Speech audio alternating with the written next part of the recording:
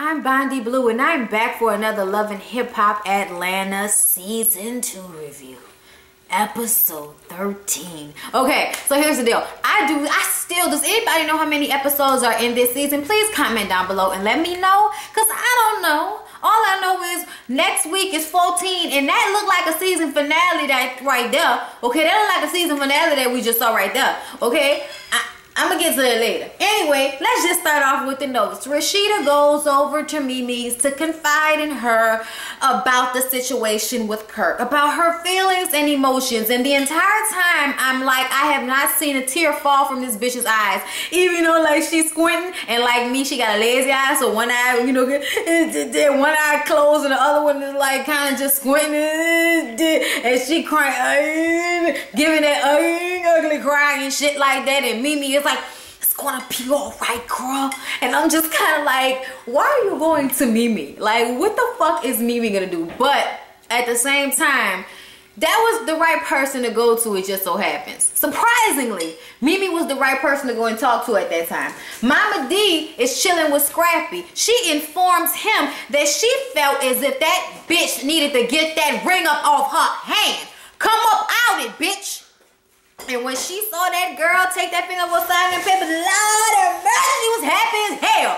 And I'm just sitting up there like, Mama D, I don't know if you know, but your son is hurt. Regardless to whether you want to, like, accept it or not. That's why I don't understand why a lot of people always think that Scrappy must not really love Erica, or he must not really want to be with her. The nigga is saddened by the situation. When he was talking to his mama, he looks sad. He does not look happy about the fact that his mama went with his ex-old lady so she could pawn the engagement ring that he, you know, gave his hard-earned money for. At the end of the day, he fucking earning the money. So it is what it is. I feel some type of way about Mama D being so gleeful once again. And even though he toasts to bringing new bitches into the palace, in abundance of them at that, you could just tell that he seemed like he's just going along with it to make her happy, which fucks my head up because it's his life and he's the son. So for her to always consistently be pushing other pussy in his face, it's almost disgusting. Huh? He's the prince. He's the prince. He's the prince, and the palace doors are now open to the hoes. And they will be pimped by Mama D, the queen of the throne. And I don't even understand, y'all. I'm just so tired of Mama D and her fuckery duckery. I don't know what needs to happen in order for her to stop worrying so much about what Scrappy is doing with his penis. But it's starting to become an issue for me. It's starting to become one of those few episodes of SVU that you get where the mama is fucking the children. And you know, because it's like 3 episodes where a woman raped somebody. 3, I think, out the whole shit, okay? Out the whole shit. It's ridiculous. I don't understand. Like, Mama D, get your own dick. Your son's dick is not yours. And why are you living vicariously through him? Like, as much if he get more pussy, that means you get more enjoyment. Like, what the fuck is happening? What's wrong with you? I have to move on now. And hold on.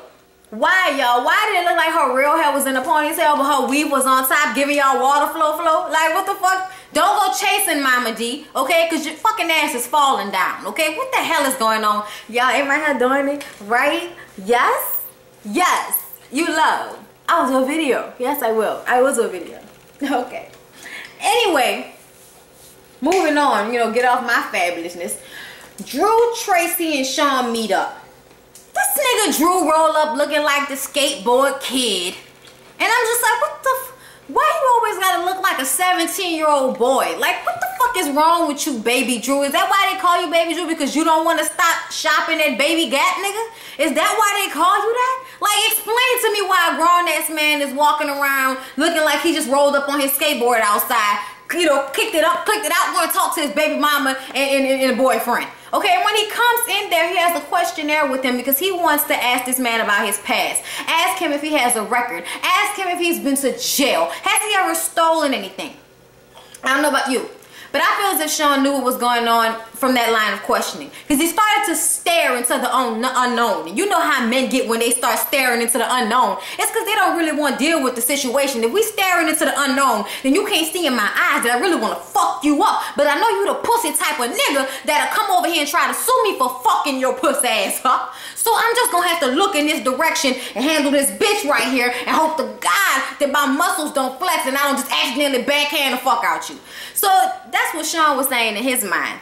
As he's asking him the questions, he's like, I'm straight. Nah, I'm good. I'm good. Nah, I'm straight. We all good in this bitch. We all good in this bitch. Like, he's not really answering the question. But Tracy feels as if he did answer the question and say that he does not have a record. When that's not really what he said. He must have known the nigga Googled him, because if you know you can be Googled, then you know niggas will Google you. And Drew is the type of nigga to Google you. And he Googled him, and a mug shot came up from when he went to jail. And he was like, man, I ain't even spent a night in jail. I was in there, I was out there for what happened. It wasn't nothing like that. It was in 2007 or 2006. So this shit was like 7 years ago. That's almost a decade. Let me tell you something. If we just started dating, I ain't gotta fucking tell you my whole backstory and shit. Like, all I gotta let you know is the shit that didn't happen within the past 2 years, basically. Okay? With the exclusion of any diseases that might affect you. But his jail time is not affecting you. So I don't understand why she got so upset when she realized that he had actually, you know, had a mugshot, that Drew was telling the truth. She gets up and storms out the fucking restaurant. He runs after her and he's like, look, I'm sorry I lied. Yes, I shouldn't have lied, but I didn't think it was that big of a deal. There's something that happened in my past. I was wilding out. I was being stupid, but I got my head on straight now. I'm a grown-ass man now. And she's like, I asked you if I could trust you. I asked you if I can trust you, and you said I could, but you lied. So you know what? You go your way and I'll go mine, because you lied. And I'm like, Tracy, you handled the situation entirely wrong. If you were gonna break up with that man because you were please not giving Drew the satisfaction and left that man out there fucking hanging like that, you were supposed to put on a solid front for this nigga, because at the end of the day, he was getting enjoyment out of your pain. And you sat there like a dumb duck and just basically totally gave into what he wanted to happen. Now, look, y'all, I know everybody wants to say the storyline is fake, but I'm going to get to why I feel like the storyline might not be fake. It might not be fake. They might create situations, but the same feelings or reaction to one another might be there, if you know what I mean. Now, here's why I think it's true. Because later on, when Drew calls Tracy over to apologize to her for fucking up her relationship, they both have their shoes off. I don't know if you pay attention like I pay attention, but sometimes I notice that people are in their own fucking houses with faces full of makeup on, high heel shoes, and you're like, bitch, you're at home chilling. Why the fuck you got all these clothes on? Where you about to go? I know y'all having a little sit down scene in your house. Explain to me why you don't look comfortable. Like, you know what I mean? Like, you ask questions like that. Tracy walked in Drew's house and took off her whole shoes. She had no socks on. She took off her fucking shoes. He was sitting up there with his no shoes having ass on, and this led me to believe that she's comfortable in his house enough to take off her shoes, first of all. Okay, so it ain't like, you know, they may not have that little situation going. And it also showed me that there was just some realness in that. Like how many times have you watched this shit and people been fully fucking dressed laying in the bed? Come on now, y'all. When you notice people in houses talking and chilling like normal with no shoes on, you're like, okay, that might be a real situation right now. You might not have had to run over that scene about 5-15 times, because normally a bitch would, her feet would get cold eventually. And it's like, if I ain't got no cover on my feet, motherfucker, we gotta keep going over this scene and shit. I'm gonna put some socks and shoes on or something like that. I'm just saying, okay? Just peeping out the shit. Sorry, went off into a ramble. He apologizes to her and says that he didn't mean for it to go like that, and he was kind of surprised that she just gave up on the relationship like that. But she was like, that was one little lie that could have led to other lies. And you remember when you lied? And he was like, I fucked bitches when you were pregnant. Yes. And she's like, and I'm like, bitch, so you didn't know that? So you ain't been saying that this whole season that he fucked bitches while y'all was together? Oh, you ain't been saying that? Girl, stop this shit. stop this shit. And this is when I start thinking shit is fake again, okay? At this moment right here, okay? Because why are you crying about something that we already know? He says, yes, I did that, but you can't use that against this man. And, you know, she was like, well, I'm just gonna find me another man. That's how she feels. And he was like, well, next time I won't sabotage your relationship. And we're all back cool again. Fuck out of here. He also determined that he's not the one for her, because if he was the one for her, they'd be together. And I'm like, oh, you finally figured that out? Oh, good for you. Good for you. Stevie and Jocelyn are over at Stevie's daddy's house. And Jocelyn has a long black dress on, the most clothes I've ever seen this bitch wear.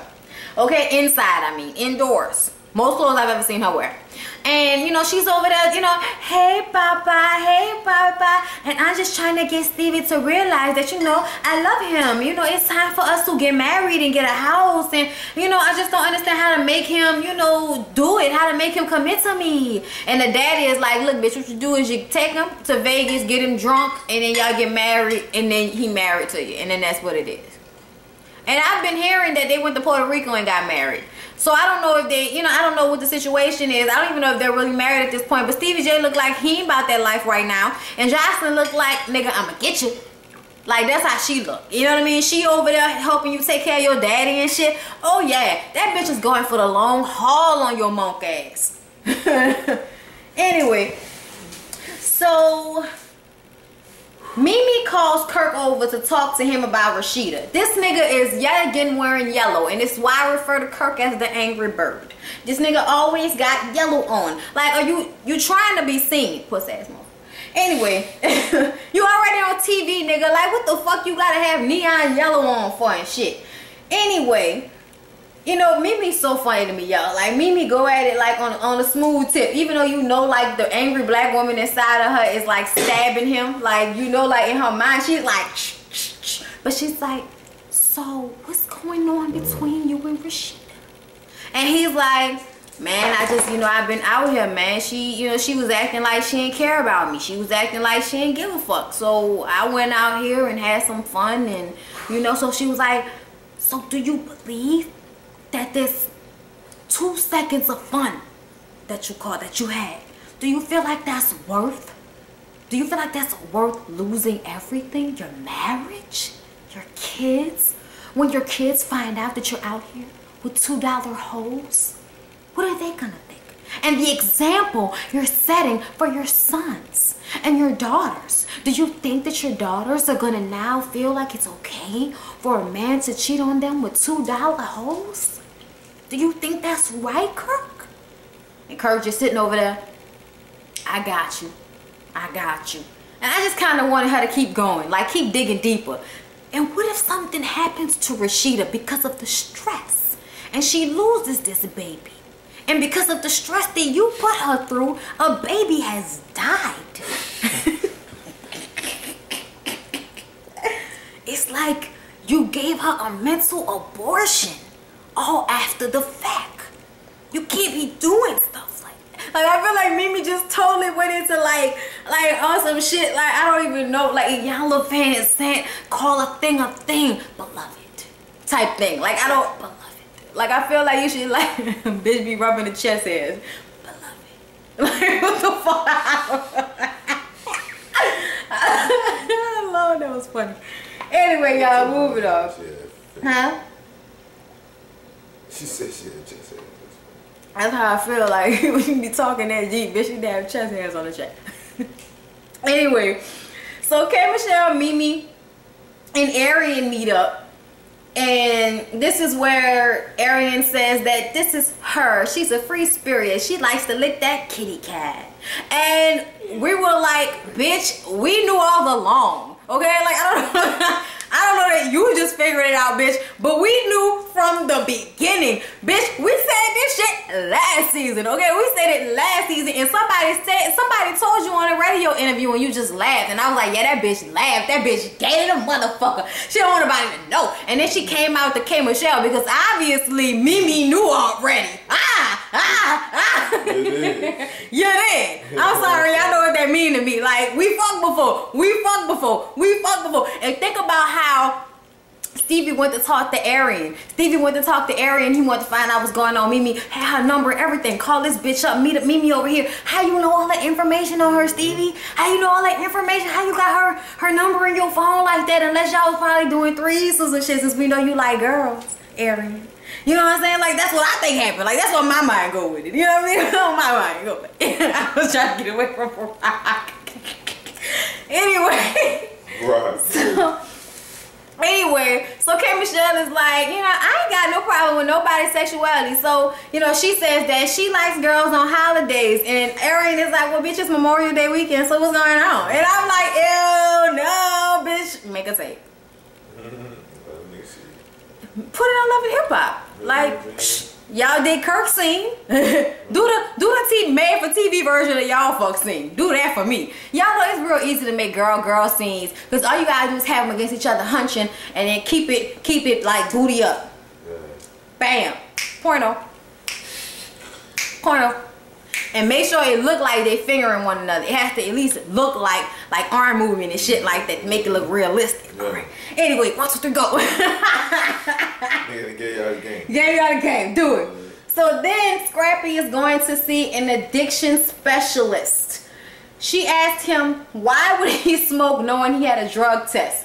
And he was like, I be needing that. And I'm like,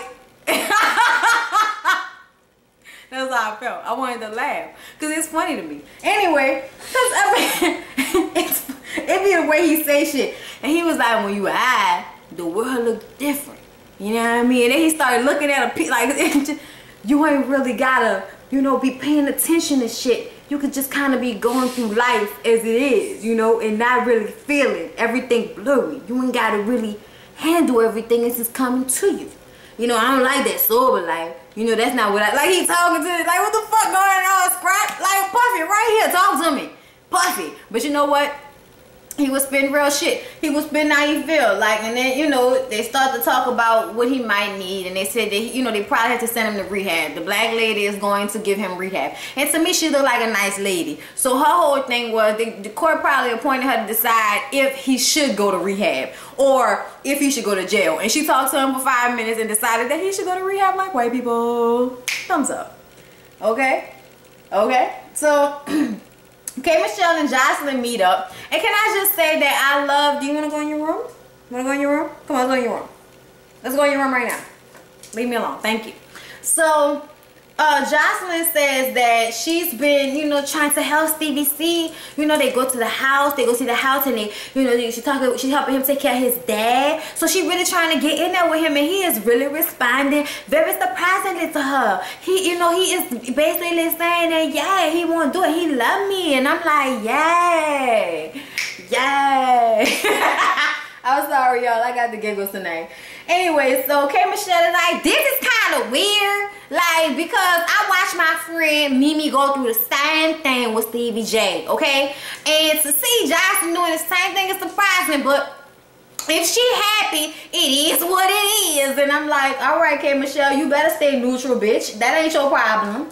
So then K. Michelle brings up Carly Red having a showcase, and they shade the fuck out. Oh, this bitch doing something with her life? Oh, this bitch working. Oh, this bitch ain't worrying about me. And K. Michelle was like, hold up, I thought you liked her. I thought y'all was friends. She was like, man, no, that bitch starting drama talking about Benzino had me bent over the sofa and shit like that on YouTube. No, bitch, tell it to your mama. It's a lie. Like, you know, so no, I don't fuck with her no more. It's okay. Michelle is like, but you know what? I want to go and support her. I want us to try to, you know, be women about the situation and kumbaya out and just like get over the mess. So we gonna go, okay? We gonna go, and then even if we gonna be nice, and then we gonna shade the fuck out of her when she not listening, like that. They gonna do. So then Jocelyn and Kay show up to Carly's Red event, and Carly Red got a song with Beanie Man. Beanie Man, why would you downgrade? Kay and Jocelyn go over and let her know it's no beef and that they support her. And Carly Red goes up and performs, and it wasn't bad. She was being overly sexy, which lets me know that, you know, she was basically lip syncing to a track.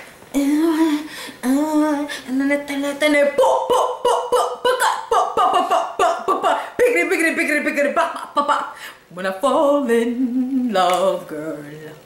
Y'all remember that? It's gonna be forever.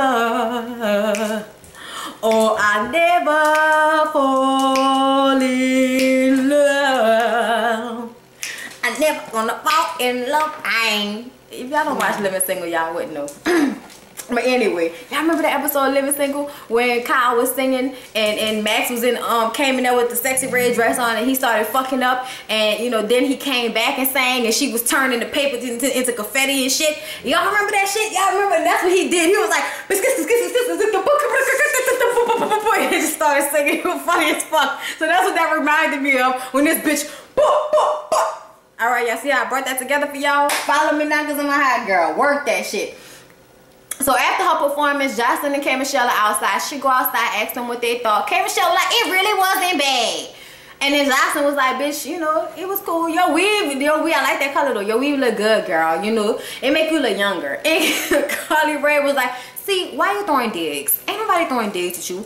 Why you throwing digs at me, okay? Because I'm not here for this, okay? I thought we was trying to be grown. And she was like, bitch, why you mad because you old? You can't be mad because you old, bitch. Like, what you mad at me for because you old? That's all it is. This bitch just mad because she old. And I'm like, Jocelyn, come on now. You gonna get old one day, bitch. And I will be surprised if you still look as good as Carly Rae. So calm it down on the age thing. If you gonna like play the bitch, play about the fact that she really can't sing or something like that. But I guess you can't do that because bitch, you really can't sing either. But you still be trying to shade people though. So I don't understand why you go for the old thing. I guess because that's the most obvious and easiest thing for, you know, a bitch that brain power don't really go that far. Like the best rib you can come up with is how old she is. At least K. Michelle go up and down the bitch body. Like she'll go her ass. Bitch, you bow-legged. Bitch, you know, your pennies of pussy. Like talking about you got diamonds. Bitch, you got pennies.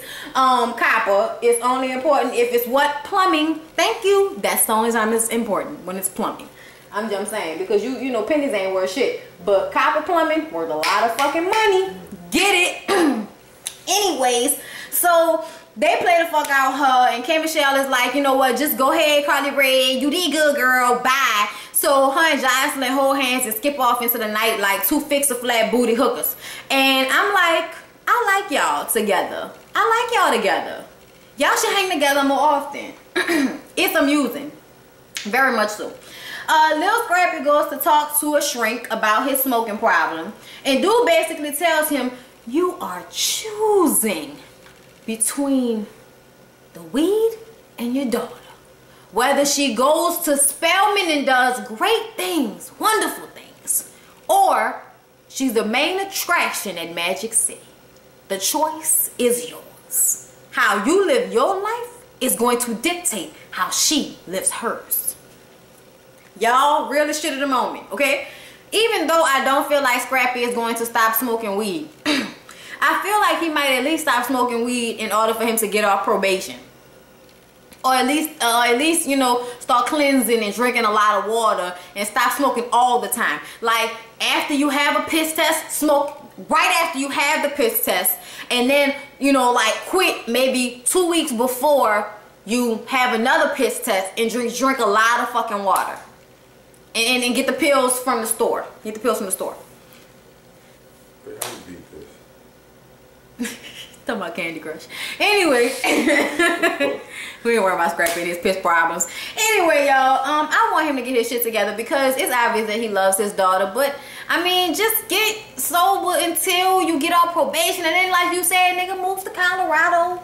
You get your baby, you know, away from Mama D. Anyway.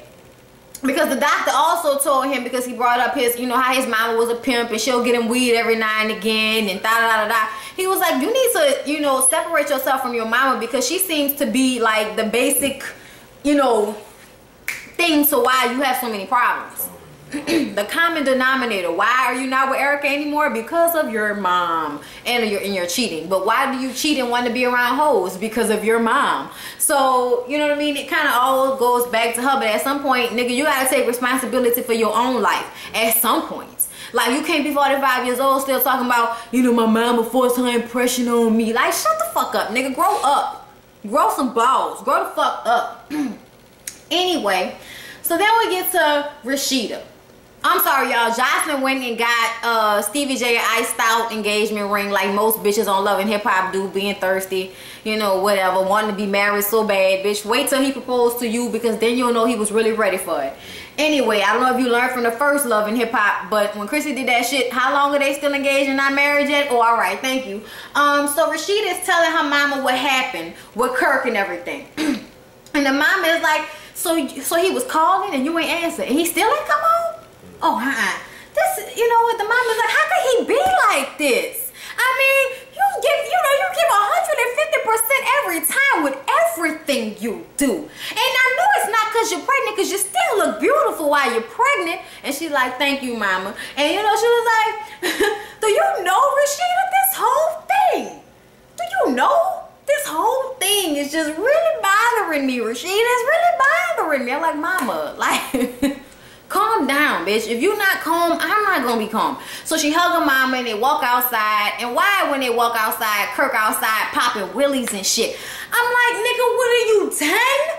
Don't pop fucking willies when you rolling up to the house trying to fix shit with your marriage. Because he said he was going up there trying to patch shit with his relationship. Because the mama is like, all right, I'm gonna help you. I'm gonna help you patch up your relationship. I'm gonna help you. I'm gonna help you out. She get in her car. She was like, well, you know, you need to move that... and back up over and shit, and then she rolled back over it. Motherfucker riding bikes and shit, wanna come around this bitch popping willies and shit. Boom, rolled over that bitch again. Then she rolled around, backed over it, and the bitch caught on fire. I'm not done with you yet, nigga. Wanna be right here fucking old people? Oh yeah, I got you, motherfucker. I'll be back around this bitch. That's like, that's $7,000. I don't give a fuck. Shut up, you bitch. Rashida's just like, go, man, go. And she rolled off, y'all. The thing was on fire. Now look what you done did. You didn't mess up a fine automobile.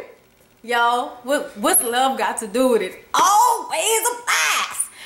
Always applies. Always applies. Always applies. Y'all, you know, just got in my head that fucking, remember on In Living Color when Kim Wayans and David Allen Greer would do the Jerry Curl Christmas tapes?